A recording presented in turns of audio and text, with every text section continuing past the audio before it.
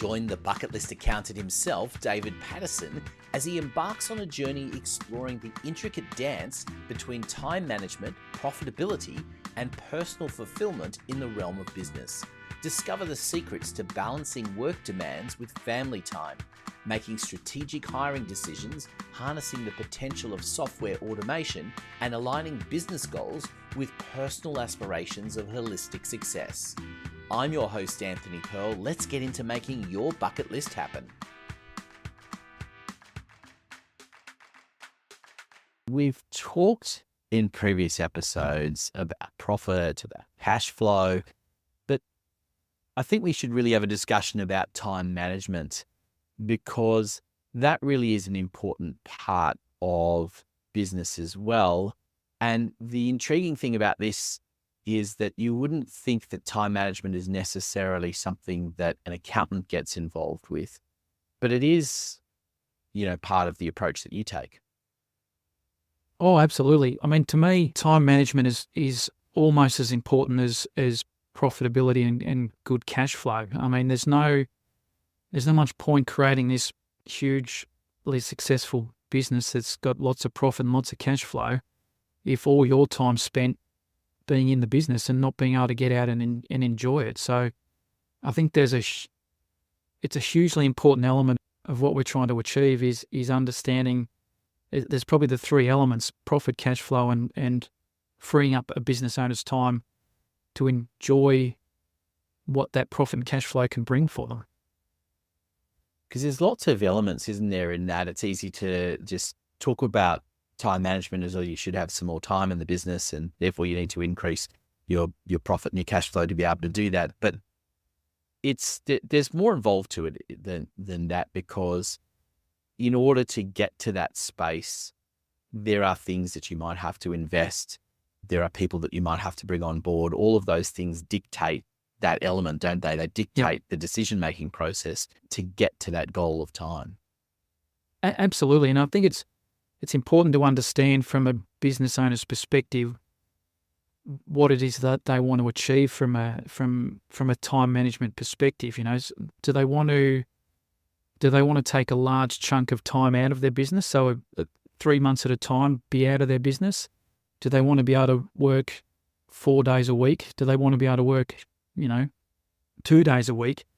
You need to understand what their thought process is, because based on that, you'll need to build different elements into their business. So if they want to take a 3-month chunk off every year and be away from their business, then we really need to build a robust structure and system and have the right people in place to allow the business owner to confidently leave for 3 months and know that they can come back and everything's just going to be running smoothly. The benefit we've got today is that whilst you're away, it's still very easy to keep on top of how your business is performing. You can get to see how the numbers are looking, and even though you're away, so you may have like an hour a week while you're out of the business, but you can still get a feel for how the business is performing and still can be on top of it. In the past, that's been harder to do just with lack of technology. But if the business owner wants to be only working 4 days a week instead of 5, then that creates a different set of skills that we need to bring in because you're away for a shorter period of time. But it still means that you have to build elements into the business to allow you to do that on a regular basis and not get drawn back into business.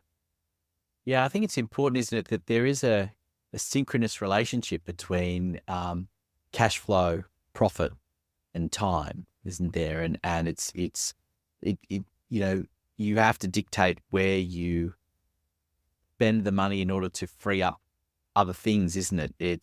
They have to work together. Absolutely, they do. And I think ultimately to allow them to work together, you as the business owner needs to have a good understanding of what's important to them.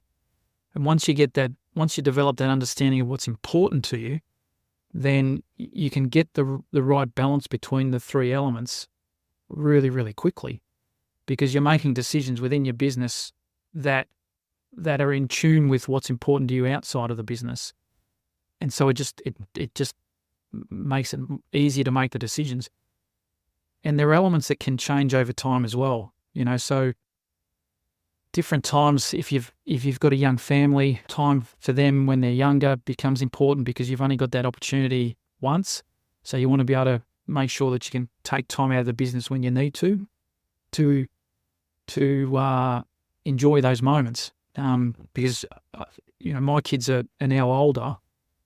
Those opportunities have gone. So if you haven't taken advantage of them at the time, it's not like you can make the decision to say, well, once I get the business to this point, I'll start to enjoy those things, because those things are gone.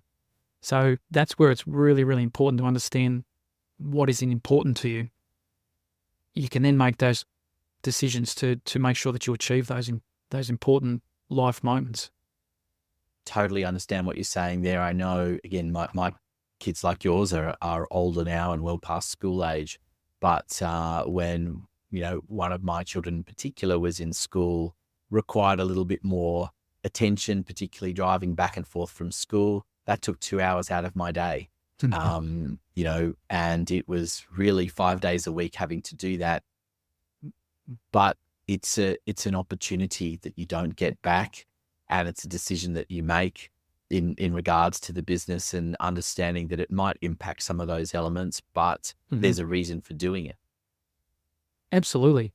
And I think the more you can understand that and build it into the whole system, the less likelihood, like you could quite easily develop a negative thought to the fact that you have to spend all this time, driving to and from school. And it creates a really negative experience.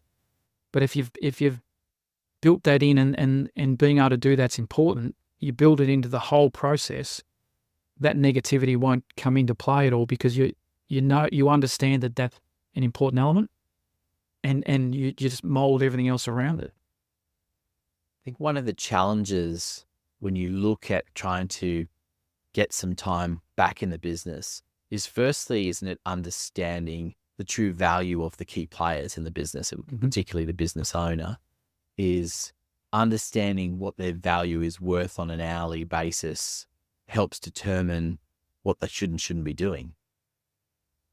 Oh, 100%. I mean, it certainly allows you to put people in the right places within the business so that you can maximize their efficiency. So that you haven't got depending on whatever the business, you haven't got a high value person that's doing the mail, for example. I mean, they're both important jobs, but you can get the right person to do the mail, and you get this other person who might be a gun salesman. Make sure that they're spending 80, 90, 95% of their time making sales.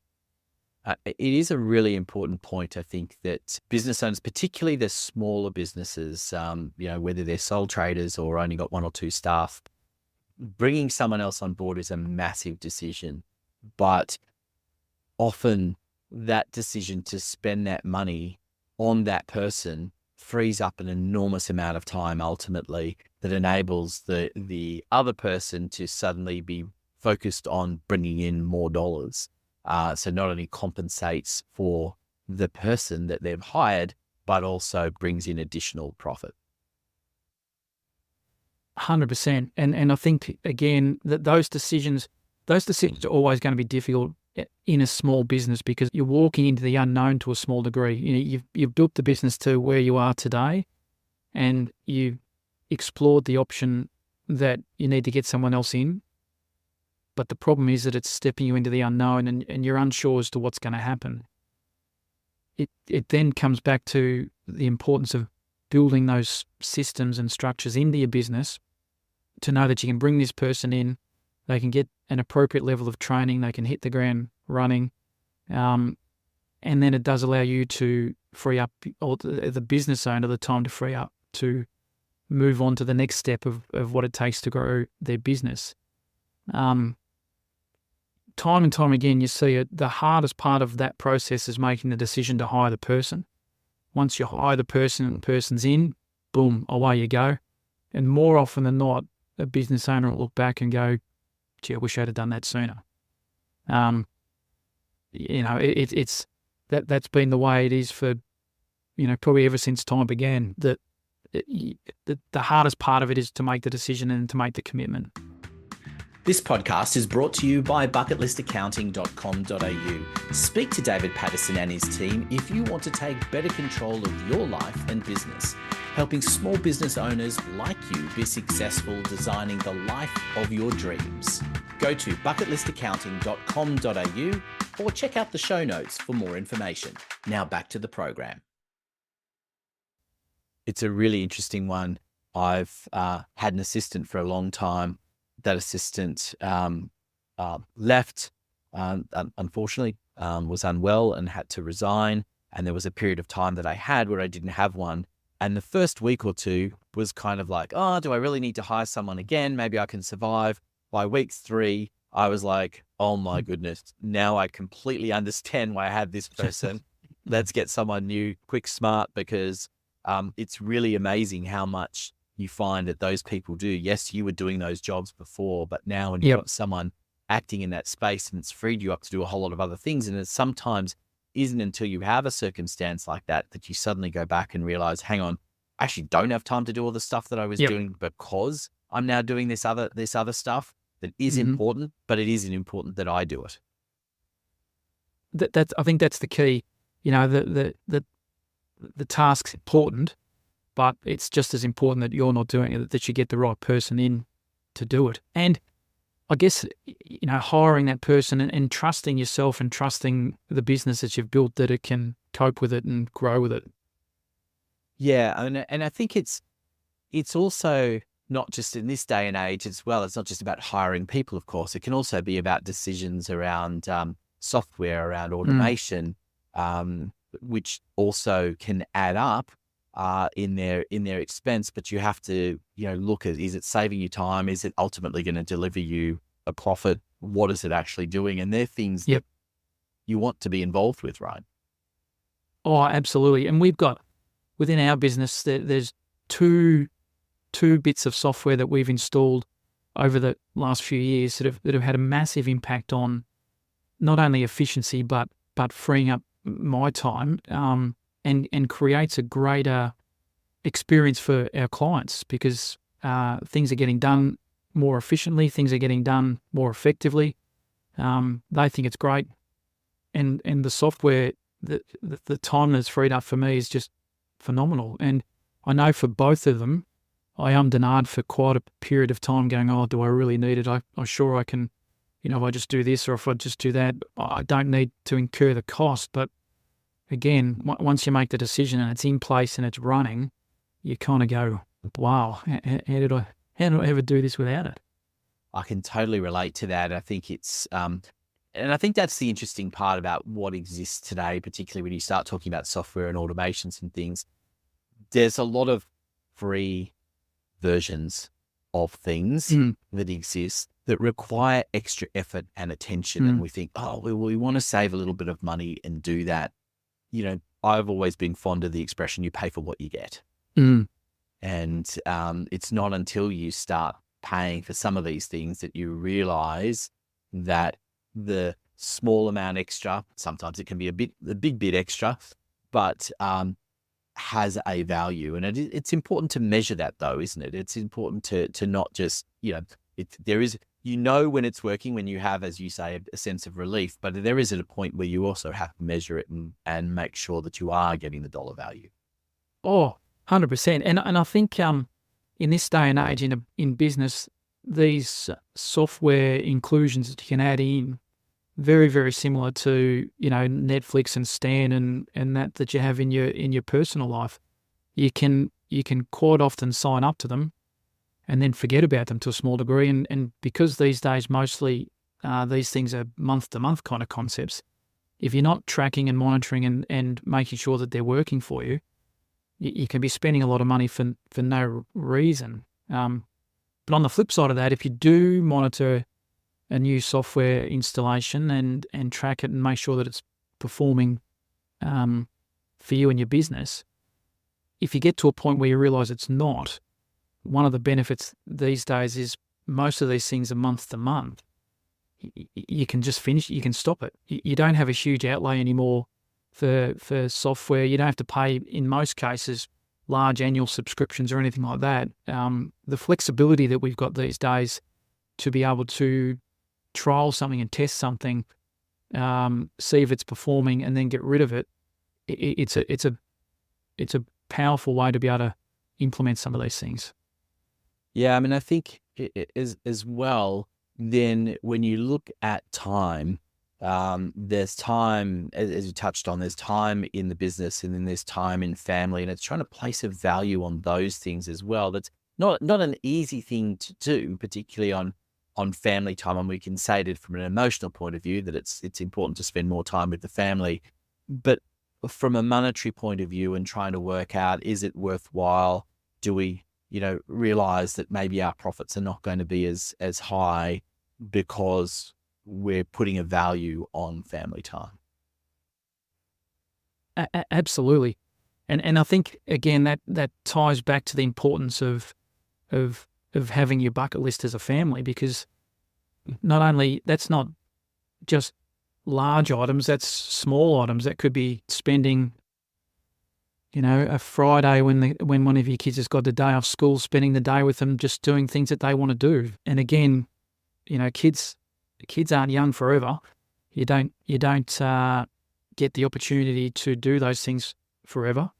And so some of these things you build into your business, whilst again may not necessarily increase your profit, potentially more importantly, it's freed up some of your time so that you can spend some more time with your family. And obviously fulfill that, go back to our bucket list, right? That Correct. That's the thing. And I think just to finish up as well, just on this subject, I mean, just really getting that synchronicity between cash flow, profit, and time. It's something that you have to work on and be conscious of, isn't it? It's understanding that relationship and where that works for you is such an important thing, and something that you need to have a role with someone like yourself to play, to monitor that. Absolutely. It's not a set and forget kind of concept. It's a continually, you've got to continually monitor it, and it's the relationship between the three is different for everybody. The goals or the vision of one business owner will be completely different to the other one, and what's important to one will be completely different to the other. So it's important to get a proper understanding of the mix of those three things to you, and what's important to you, and working with that, and not worrying about anyone else, or not worrying about what they're doing or how they're performing, but getting an understanding of the things that are important to you within the business and within your family, and making sure you're working towards achieving those goals. Yeah, you talk about it in terms of goals. It ultimately helps you make a decision about where you want to be. Not everybody wants to create a multinational business worth millions and billions of dollars. Hiring thousands of people. That's not everybody's goal, and there's nothing wrong with giving it context. And I think those three elements working together give it context, don't they? Absolutely, they do. And I think, again, it goes back to understanding your client and understanding what they want. It's an interesting element you've just added there. I had a client who, just before Christmas, he'd gone and got himself a business case external to us. And he came in and saw me, and he said, the only way I can achieve the goals that they've set for me, so they'd set the goals, not him, is I have to employ a huge number of people. And he said, I just don't want to do that. That's not fitting in with what I want to do. So started the conversation with him, what is it that you want to do? These are the things I want to do. Okay. So now he's got rid of him, and we're focusing on that to make sure that we're doing things that are in line with what his goals are. The Bucketlist Accountant podcast is brought to you by David Patterson and his team at Bucketlist Accountant. Go and visit their website for more information, details of course in the show notes. I'm Anthony Pearl, your host from Podcast Done For You. We look forward to having your company in the next episode.